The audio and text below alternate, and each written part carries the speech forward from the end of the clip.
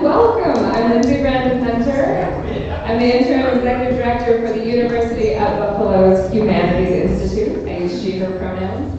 And I'm so pleased and honored to welcome you to the first event of Buffalo Humanities Festival. Before I introduce our guests, I would like to acknowledge the land on which we gather, which is the territory of the Seneca Nation, a member of the Haudenosaunee Six Nations Confederacy. This territory is covered by the Dish with One Spoon Treaty of Peace and Friendship, a pledge to peaceably share and care for the resources around the Great Lakes. It's also covered by the 1794 Treaty of Canandaigua between the United States government and the Six Nations Confederacy, which further affirmed Haudenosaunee land rights and sovereignty in the state of New York. Today, this region is still home to the Haudenosaunee people, and we are grateful for the opportunity to live, work, and share ideas in this territory. I'm also grateful to our hosts at Torrance Space Theater, and particularly to Dan Shanahan, who's here in the back. And to our colleague Matt Tabuda, who's running tech in the back. And also, thank you,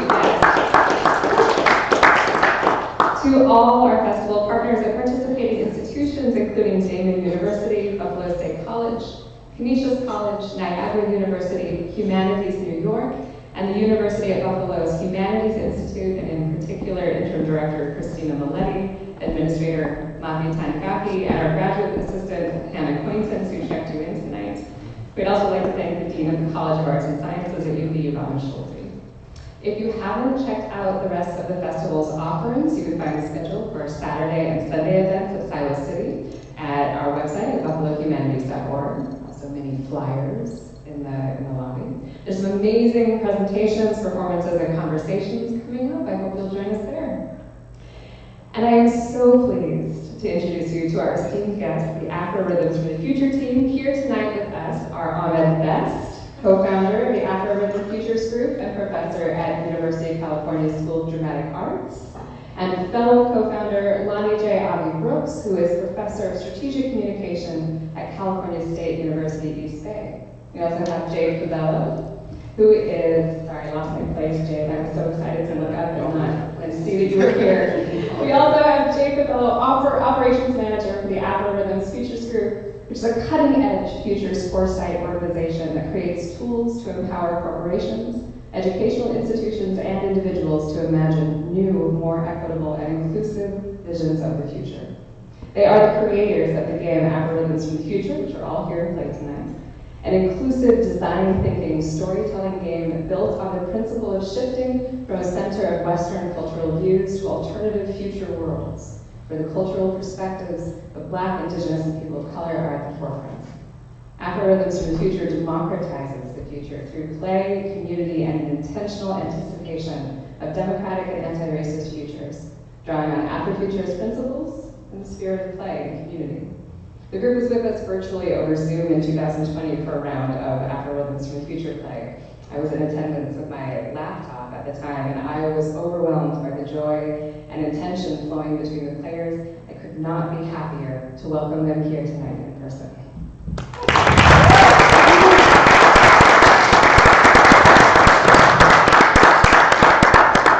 I'd also like to welcome our featured players. If you feel like acknowledging the audience and I call your name, please do. Shannon Judson, Associate Professor of Dance at the University of Buffalo, Director of the Brooklyn-based dance company Urban Bush Women. Dante McFadden, Director of UB's Distinguished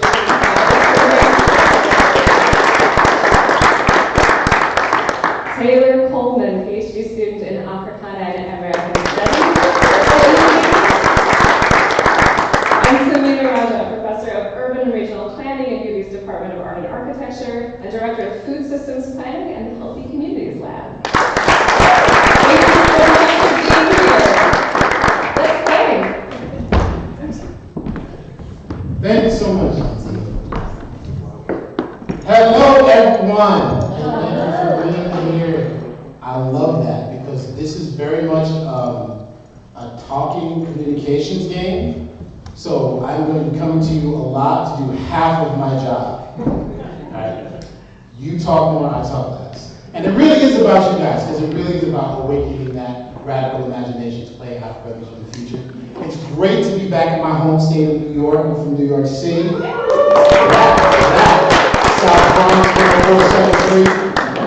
That's from New York City. We always got to shout out the neighborhood. This is something we do. It's very great to be back. Thank you for being cold, or else I would have been disappointed. Buffalo had to rap.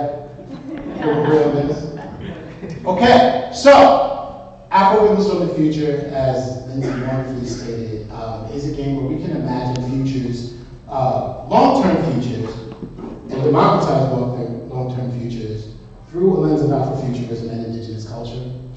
We always like to say the tenets of playing AfroRithms from the Future is an awareness of a reverence for the past, an awareness of the present, and creativity for the future, right? We bring all of those things together to imagine what a democratized, non-Eurocentric, non-Western-centric future looks like, right? We like to imagine without oppression and completely eradicate white supremacy in this practice. So we're going to have some fun. It really is a lot of fun when we start playing. We're going to come to you for all of your beautiful suggestions. It's great to see folks in person who have played the game before. It's great to have you all here. But we need to be rooted in Afrofuturism, and there is no better person to do that than our friend and partner, Dr. Lonnie Brooks. So Dr. Lonnie Brooks.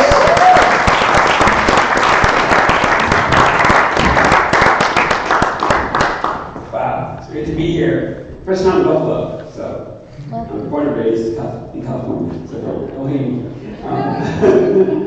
But I want to take you on a journey tonight through an Afrofuturism journey. And I want to acknowledge that we can't do this alone. We have many partners that we collaborate with, such as the Fathomers and their Creative Research Foundation that we love. And then the Equitable Games Group is another group that helps us publish our game.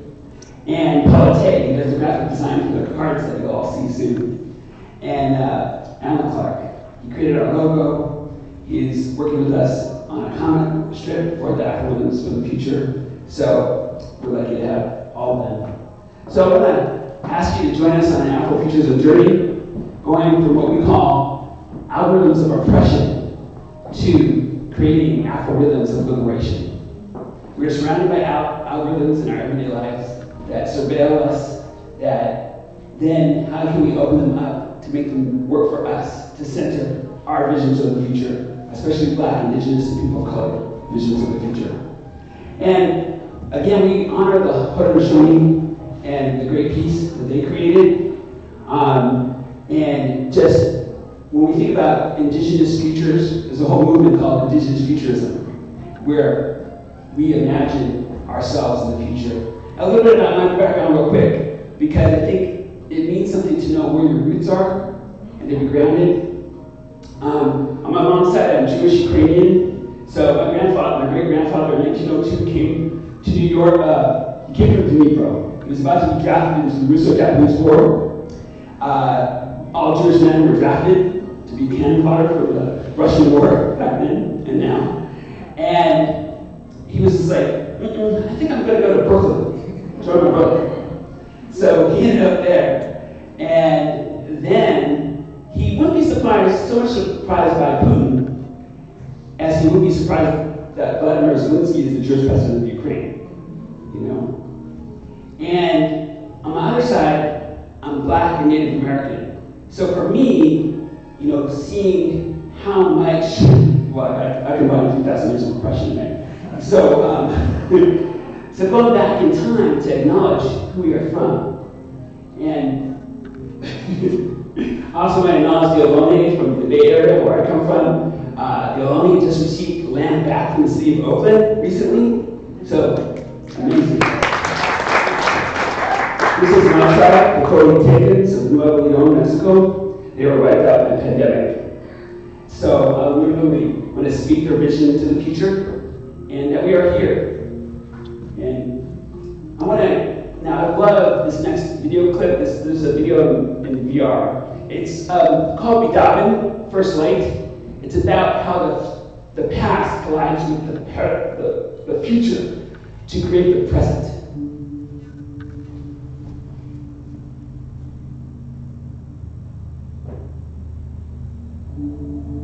Hachner Safioton, Sanchiwa Adisha et Santiokwa.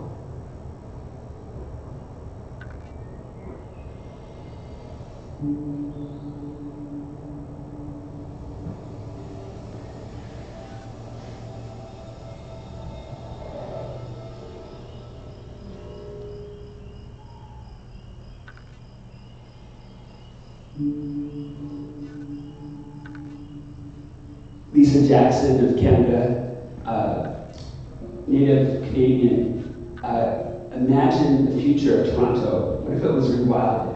What if the jungle or the forest reclaimed it? What if nature was part of the future of cities? She was asking about, half of the indigenous people live in cities. Well, cities are indigenous. They're totally indigenous, right? And we have visions of the future as indigenous people in the cities.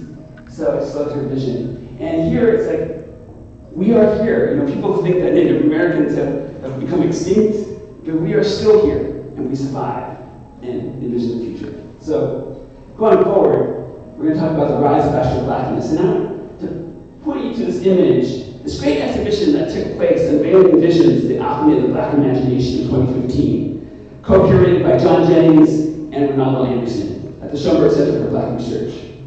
Here you see a black mind exploding in visions of the future, visions of multicolored hues.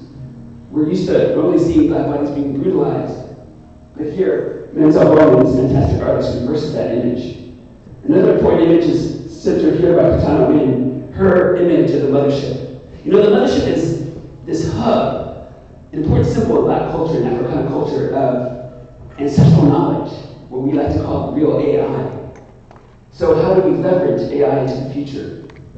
And we also, that exhibition resulted in the Black Speculative Arts Movement. It's a global, regional movement that celebrates the Black imagination. I helped organize the hub in Oakland.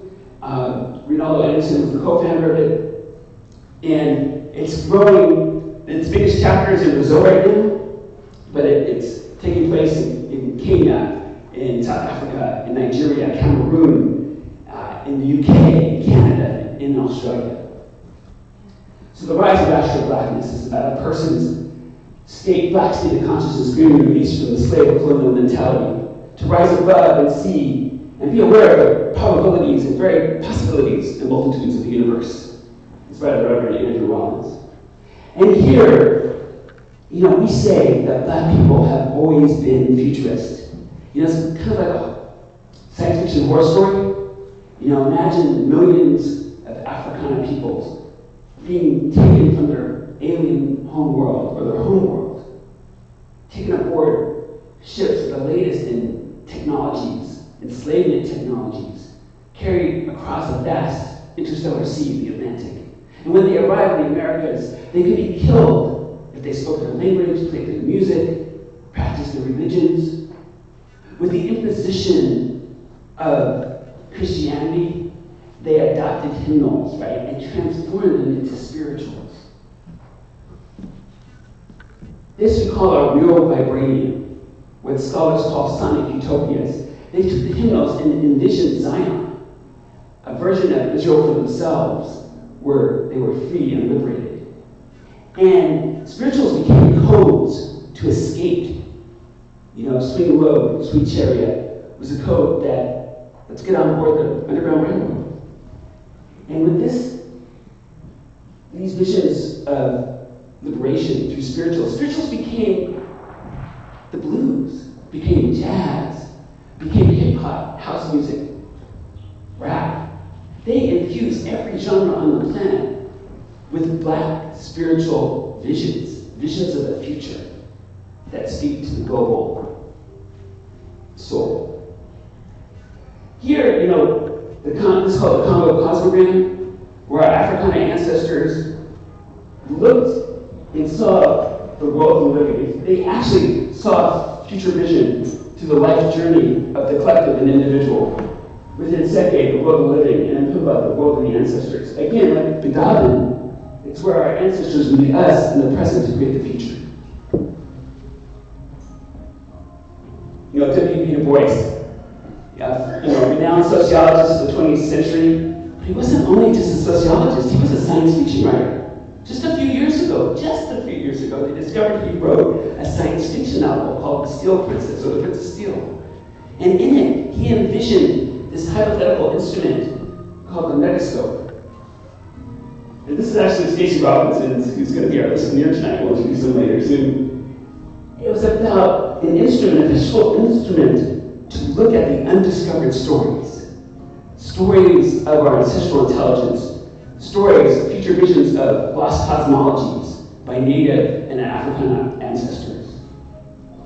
So again, if you imagine the millions of natives who died during colonial conquest, whole cosmologies were erased. So how do we rediscover these undiscovered stories? It's like another term that I coined is called, like radioactive isotopes we trace across time.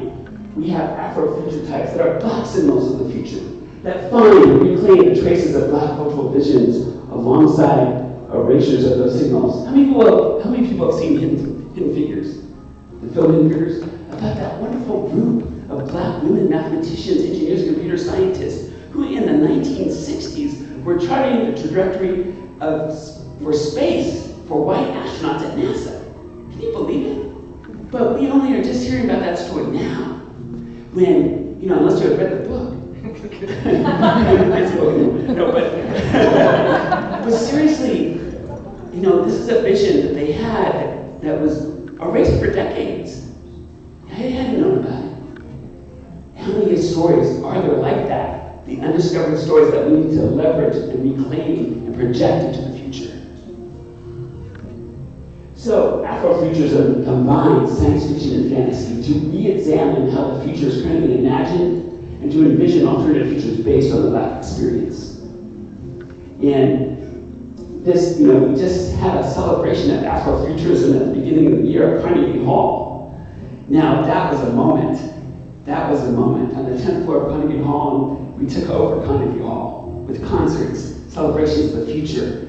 It was a moment. So, speaks to that. And this is what our game is partially inspired by and based on AfroRithms of Oppression, a great book, How Search Engines Reinforce Racism by Sophia Noble. So we're looking at how can we see ourselves in the future, reclaim those algorithms that have been largely created by white engineers, white male engineers. So we want to visualize alternative memories of the future in what Jake Dunnigan calls cognitive prosthetics. You see, in neuroscience research, when you look out into the scene, neuroscientists say that we see more in that scene than is actually there. It points to our capacity to see the future. So that we can actually create alternative memories of the future that can heal our communities and heal ourselves and each other. I love this image by Patrice Gaskins. She uses AI technology and recently had an exhibition on futures at the Smithsonian Museum. This image of Stacey Abrams that she does of famous Black celebrities and leaders and thinkers. And this is our card deck. We're going to introduce you to AfroRithms in the future. But going forward, we'll get to that. We're going to do a sample of some artifacts that were created from the game, like Angela Davis shoes. What if you could walk in these augmented shoes, and Angela Davis, as a holographic projection, could walk you through the Black Panther history of Oakland? Now, we're used to seeing the metaverse through dystopian eyes, through Neil Stephenson and now Mark Zuckerberg. And that was in 1992 when the term was coined. But a year later, an African scholar came up with the pluriverse as an alternative to just a metaverse. Well, we're using the pluriverse to see multiple visions of what virtual reality and augmented reality can be. So we are partnering with a virtual reality experience company called Origami Air and working with the Arthur C. Clarke Center for the Human Imagination to imagine what an alternative reality can look like in virtual reality. So we've created a town, collaborated on creating a town called Afterville that always takes place 8 years in the future. And that's a vision of Afterville. And that's an idea of what a library could look like. Not just a kind of a musty library, but what about a real tree of knowledge, huh? That you could relax in and enjoy what you're looking at, seeing, absorbing. We did a whole series of panels on meta-pluriverse futures, and Ahmed and I got the chance to talk about it because what Origami Air has done for us is they've given us, they launched projects in airships in virtual reality, and they gave us our own airship that we call the Air AfroRhythm. And we're using it as a hub for Afrofuturism and as a platform. So, on Juneteenth, we did an event called the Arrival of the Mothership, where through special orbs, we asked the mothership to arrive. That image by Katana Win actually came into virtual reality. And we'll see it in the next ship, but those are the orbs calling in the mothership. That's the mothership approaching our ship. We're ready to absorb some knowledge. And then, going forward, welcome you on board. That's my avatar, by the way. Welcome to the Air AfroRhythm ship. Again, that's the entrance to it. And that's our game room. We call it the game room to imagine and translate our game into virtual reality. But we're using that game to imagine what does the future of cities and work life and home life can look like. What does a future, not Wakanda, but Okanda look like, right? That's my avatar. I love that hat. Man. And that beard, too. You can't do it in real life. So just going forward, we have a game board, an actual game board in our game room.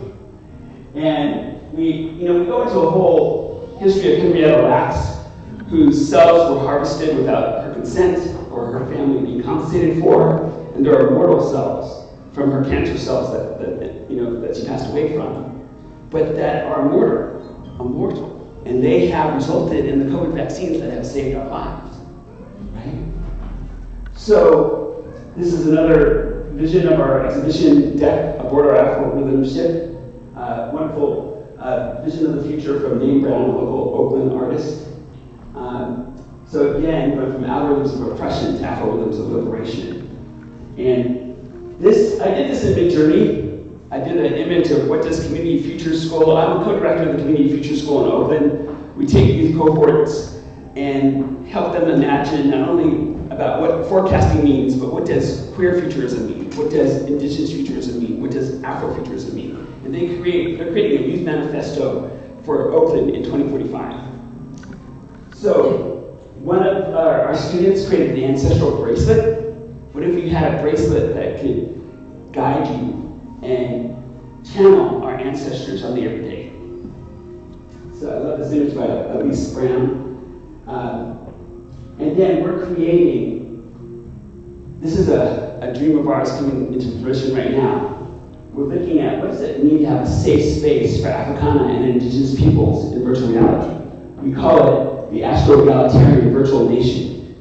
It's a union of Africana and indigenous diasporans claiming black space in the pluriverse.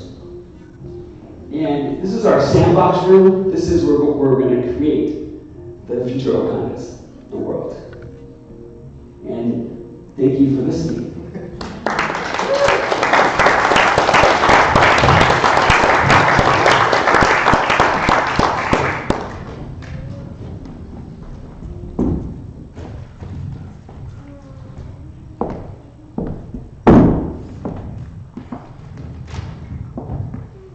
I don't believe you. 2 years ago, I was in a classroom. It was actually a Zoom call, but for the sake of scene setting, let's imagine that I was in a classroom. The instructor there, Louis Montoya, he asked us to imagine something. He asked us to think 10 generations back and imagine one person, a great-great-great-great-great-great-grandfather, grandmother, some person. And he asked us to not get too technical with it.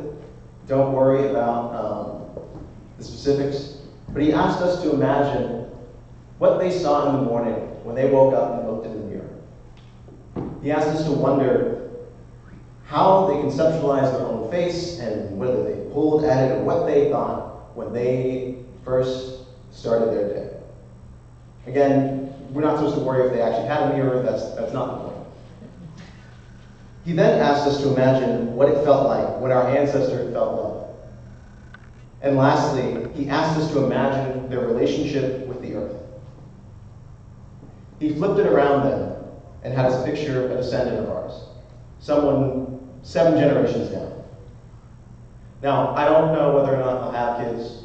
Sounds expensive. Kind of the whole thing. But there are people close to me, important to me, who do and will. And so somewhere, someday, there will be someone who lives a life on this earth that is descended from somebody that I love. And for so long, I prevented myself from thinking about the future in the long term because of the climate crisis, or whatever crisis you want to plug in here. I just wanted to not feel through what it would be like for somebody who lives here after us. And so the instructor had us imagine the same scenarios for our descendant. And importantly, he added that he wanted us to wonder what they would think of us today.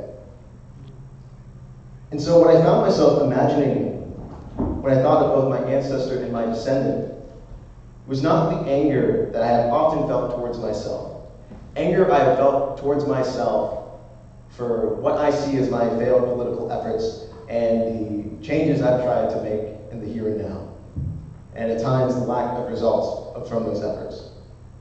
When I pictured my ancestor feeling love, I did not blame them for not preventing all of the tragedy that I've seen in my life and the tragedy I've seen in this world. And at the same time, I felt again, for the first time in a while, that I did not want to be done imagining more for my descendants. I thought about all 3 of us, 3 earthlings who will live under the same stars. Because ultimately, I do believe in something. I believe in looking at my ancestors with grace and at my descendants with generosity. I don't believe that part of myself that thought that things couldn't be better. If there were only 1,000 stars in the sky, then that would mean that there are already so many possibilities to imagine in this universe. If there are only 1,000 stars, then that would mean that there are so many worlds, so many lives, and so many ways to live. But importantly, there are not 1,000 stars. There are 1,000,000 and 1,000,000 more and billions beyond that. Every light in the sky rejects the idea that this, the here and now, is all that we are or all that we can be. So if you were to tell me that the things here can't be a little bit better or a whole lot better, then I would say, I don't believe